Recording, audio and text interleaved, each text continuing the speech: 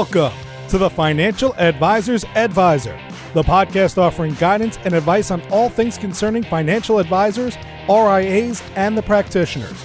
Brought to you by Elite Consulting Partners, it's the go-to podcast for any financial advisor in the wealth management business. Learn more and subscribe today at eliteconsultingpartners.com/podcast. And now, here's your host, Frank LaRosa. Hey, everybody. Welcome to our podcast. Thanks for spending the time. I'm Frank LaRosa, the CEO of Elite Consulting Partners, and I am the Financial Advisor's Advisor. As always, on a nice Friday afternoon, I'm here and joined with my COO, Dale Dempsey. Who's had too much coffee? That's okay. It's one of those days. We appreciate everybody joining. If you're new to the podcast, welcome. We're sure you're going to find it interesting. We appreciate it. Don't forget to like us, go to our podcast, download them, subscribe, leave us comments, suggestions. We really appreciate everything that you guys can offer to us. Today, wanted to really focus on something that I see more and more of, and that is the number of firms that are terminating financial advisors. And really what I want to speak to is the terminated advisor and what to do, and really the 5 steps that you should be taking if you're terminated from your firm, the 5 steps you should be taking immediately upon termination. And then also talk a little bit about, at the end, if you haven't been terminated and something's going on, or you think something's going on, just some simple things that you should be doing to protect yourself. Where we're coming from with this is we've been, obviously, if you read any of the news rags, Investment News, Advisor Hub, whatever, you're seeing more and more advisors get terminated for all sorts of different things. Recently, an advisor got terminated, at least from what it was talked about, was outbursts at a meeting. But really, the guy was complaining about compensation structure and different things at the firm, being very vocal about his opinions, let's put it that way. And sort of the final straw was an outburst that he had at a meeting, and the firm used that as the sort of straw that broke the camel's back for terminating him. But what we find is when we talk to advisors, and what I want to really go through is these 5 steps, because it is really important that you understand what to do when that time comes. The regulatory environment is getting very aggressive right now. Regulators are coming down hard on firms.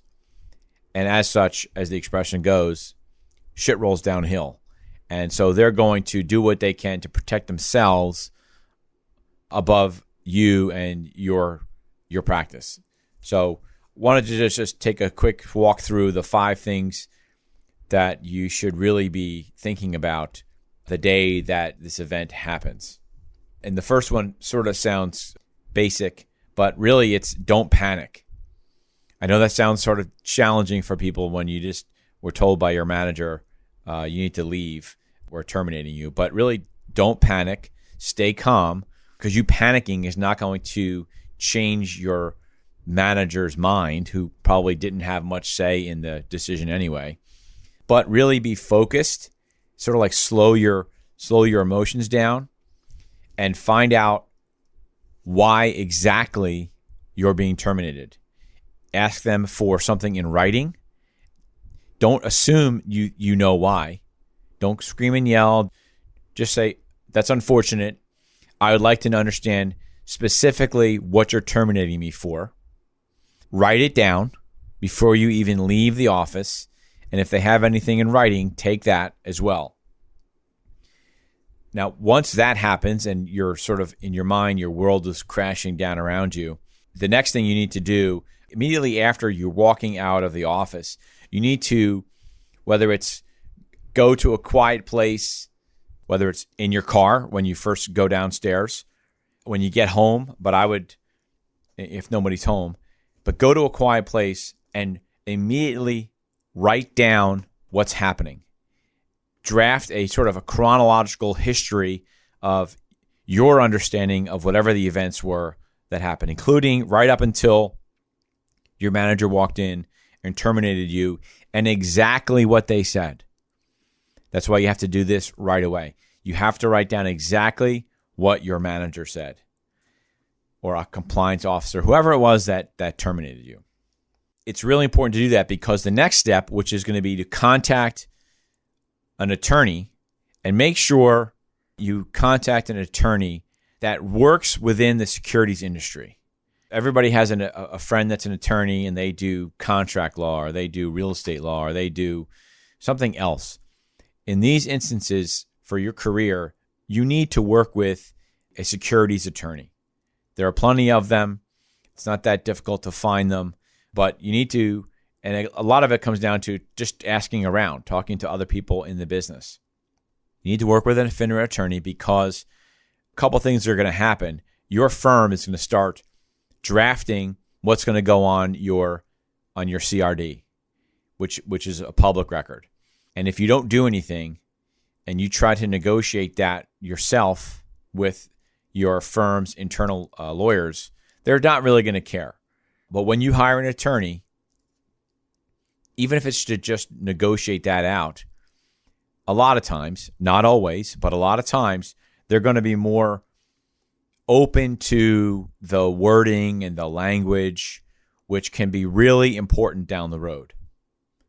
The other thing that you're going to have to do, and this is whether you hire an attorney or not, and again, if you're terminated, we're recommending you hire an attorney, is you have to prepare, and it has to be, so I'm not talking about extemporaneous notes in your car, right, which you should do, but I'm talking about an actual memo in detail documenting everything that happened that's going to have to go to FINRA, because every single advisor that gets terminated, when that hits your CRD, you're going to get a letter from FINRA in about 30 days that's going to ask you for the history and what happened that resulted in your termination from your firm.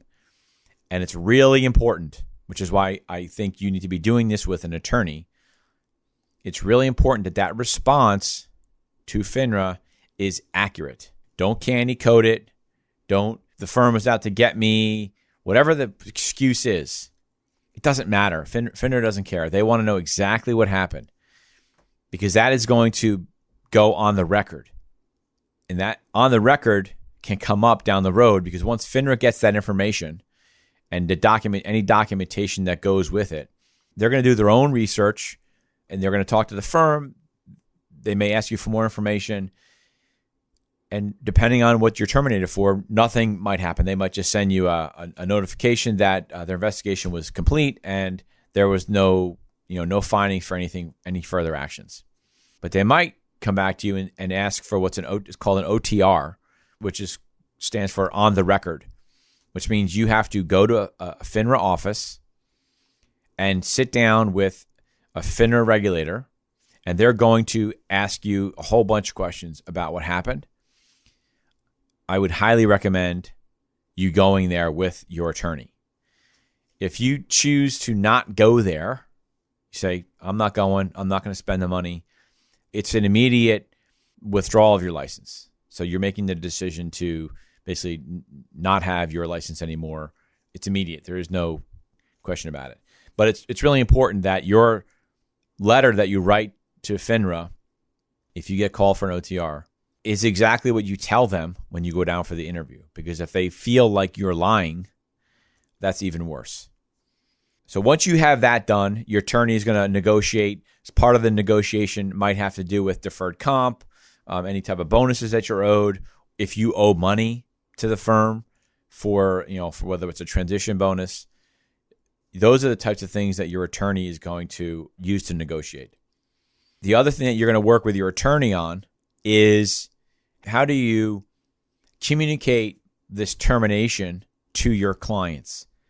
Because your clients are going to call the office and they're going to start asking questions. And you want to, you were terminated. You are probably thinking this is ridiculous. It's BS. So you're going to call your clients, especially your better clients, and you're going to work on a sort of a communication talking points to your clients that your attorney feels is going to be okay. Again, depending on what the termination is. If you stole money from a client and you were doing it, and there was a woman that recently stole $15 or $20 million called a voodoo advisor, it doesn't matter what she says. She's going to jail for 20 years. It doesn't really matter. But depending on what the issue is, have talking points. Let your clients know what's going on, that you are looking for an opportunity to go to another firm. You'll know shortly. You just wanted to keep them in the loop, and you appreciated all their loyalty, and you'll get back to them as soon as you have some idea of where you're going to go, and you'll go from there. So speaking of where you're going to go, the fifth step is work with a recruiter and consultant that has years of experience in both recruiting and the compliance side of this transaction, because you need to get honest, candid advice and information from the consultant that you're working with.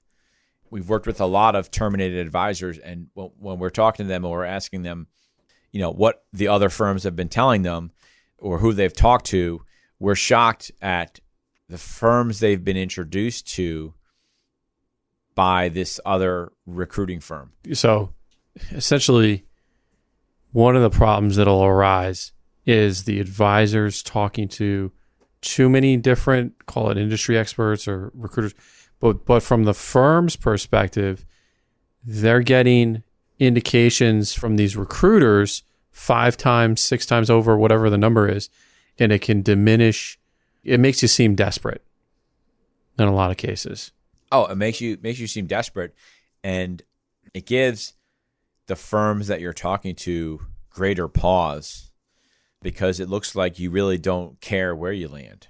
But part of working with the right firm, it's the same thing with working with the right attorney to get the right kind of advice. So if you're working with a consultant that doesn't really understand the issues you're facing, doesn't understand what happened, doesn't understand what firms are going to be looking at and why, and who's going to be more interested in your practice and your situation than others. There are some firms out there that are more open and willing to look at things. They view things more in a sort of a gray than a black and white. And you don't have the time to waste talking to a dozen firms that are not going to have any interest in hiring you because they're doing the same things. They're finding reasons to get rid of advisors for various reasons. I'm not going to get into those things, but it's just what happens. And so a consultant that has years of experience, our firm is one of them, Elite Consulting Partners, but there are other firms out there that are good at what they do. Just be careful with who you're working with. You don't want a search firm, a consulting firm, to pepper your name all over the street just by sending your name out. You need hand-holding. You need high touch. You need the search firm that you're working with to have strong relationships with the firms that you're going to be introduced to, because there's value there. Those new firms trust the search firm that you're working with and trust that you've been vetted a little bit by that firm. You understand what the situation is. And make sure when you're talking to the search firm that you want to use, you need to tell them the absolute truth. And you also need to tell the firms that you're talking to the absolute truth. Do not candy coat things. Do not start blaming the firm. Do not make light of the situation. Be humble. Take ownership. Even if you disagree with the whole thing. Okay, talk about it as a learning experience. Talk about it as being scared straight. Talk about it as, I didn't think that was the case, and I wish I had known. Go through it like that. But the worst thing that happens, and we've seen this before, is advisors spin a story and then the truth comes out. Because obviously, if any of us have kids, you always know the truth always comes out. We tell our kids, right? It's still the case if you're a 47-year-old financial advisor that got fired after 25 years. The truth always comes out. And you might have a firm that was really interested in you, and you're moving down the road, you're getting excited, you think you found a home, and all of a sudden, something comes out that they find that you didn't tell them, and that firm will run the other way. Because if you lied to them then, what else are you lying about?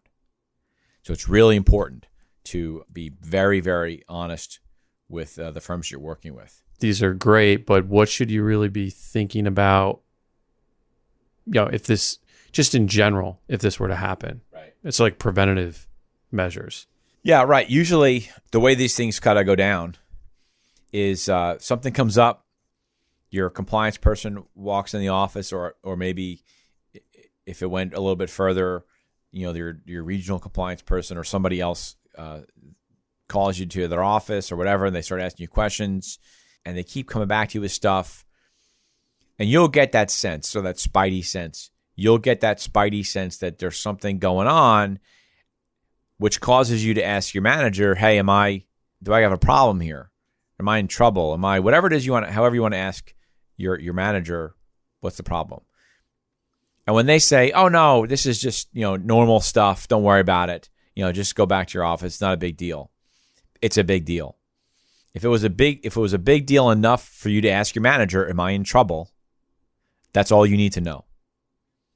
What I would recommend is you make sure that you keep your production runs, your asset runs. If you're at a protocol firm, just be careful about taking asset runs that have your client data on them. But production runs, your tax information, your W-2s, if you're at a independent firm, your 1099s, all of the information that you can use to verify production if you were to get fired. Because one of the challenges we always find with an advisor that says, I didn't see this coming, or meanwhile, there's been a 6-month investigation. They didn't see it coming. Give me a break. They don't have any documentation for us to show the new firms.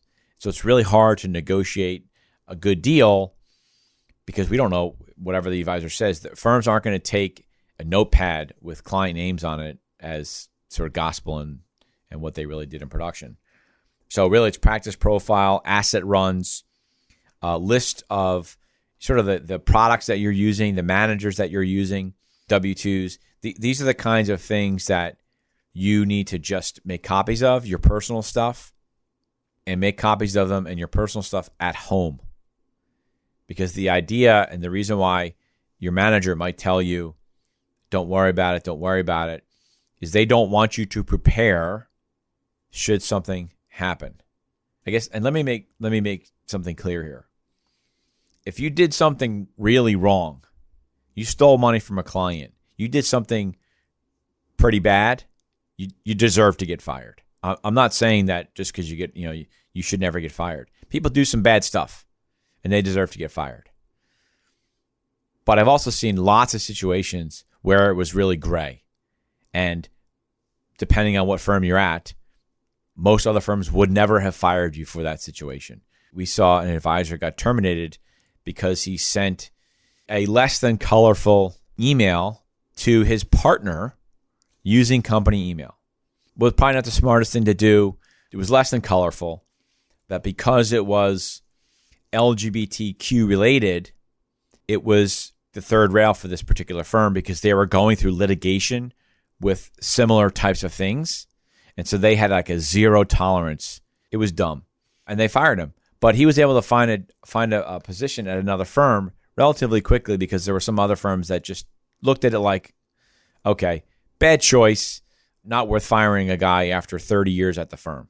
And he was a decent producer. So just because you're doing $1 million, $2 million, $3 million, $4 million doesn't mean you can't get terminated. Even from the reverse of that, where if you're not selling their products, they might find a reason to fire you too.